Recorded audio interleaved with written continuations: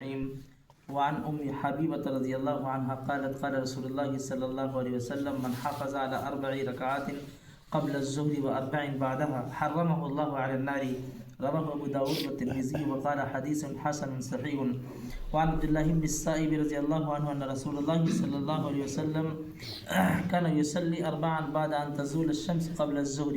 وقال إنها ساعة تفتح فيها أبواب السماء فأحب أن يسعد لي فيها عمل صالح. رواه الترمذي وقال حديث حسن.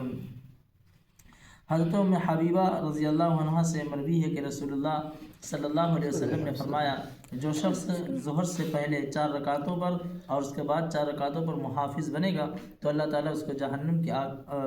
جہنم کی آگ پر حرام کر دے گا. اس کو امام ابو داود اور ترمذی نے روایت کیا ہے اور کہا ہے کہ حدیث حسن ہے، صحیح ہے. اور عبداللہ بن صاحب رضی اللہ عنہ سے مروی ہے، فرماتے ہیں کہ رسول اللہ صلی اللہ علیہ وسلم ظہر سے قبل زوال کے بعد 4 رکعت پڑھا کرتے تھے اور فرماتے ہیں یہ ایسا وقت ہے جس میں آسمان کے دروازے کھولے جاتے ہیں، بس میں اس بات کو پسند کرتا ہوں کہ اس وقت میں میرے نیک اعمال اوپر چڑھیں. اس کو امام ترمذی رحمۃ اللہ علیہ نے روایت کیا اور کہا ہے کہ حدیث حسن ہے.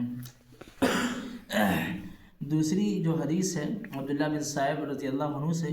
یہ تو آسان ہے اور اس کی شرح بھی آسان ہے کہ اللہ کے نبی صلی اللہ علیہ وسلم زوال شمس کے بعد یعنی سورج جس وقت زوال پذیر ہوتا ہے یا زوال ہو جاتا ہے تو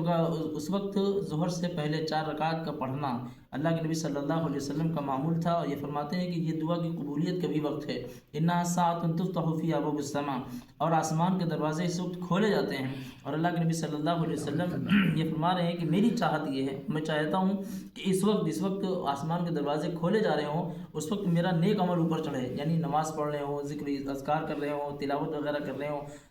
بہترین یہی ہے کہ اللہ کے نبی صلی اللہ علیہ وسلم کے تتبع میں اور اتباع میں ظہر سے پہلے 4 رکعتیں پڑھی جائیں. اور ام حبیبہ رضی اللہ عنہ سے جو مروی ہے اس میں بھی یہی بات ہے، لیکن اس میں ایک بات یہ ہے یعنی ظہر سے پہلے 4 رکعت سنتیں جو انسان معمول کے ساتھ پڑھے اور بعد میں بھی 4 رکعت پڑھے تو اللہ سبحانہ و تعالیٰ اس کو جہنم کی آگ پر حرام کر دیتے ہیں.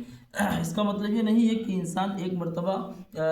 4 رکعتیں پڑھ لے پھر 4 رکعتیں بعد میں پڑھ لے اب اس پر جہنم حرام ہو گئی ہے. یعنی یہ فضائل اعمال کی ترغیب میں جو اس طرح کی حدیثیں ہوتی ہیں اس میں مراد یہ ہوتا ہے، علماء نے لکھا ہے،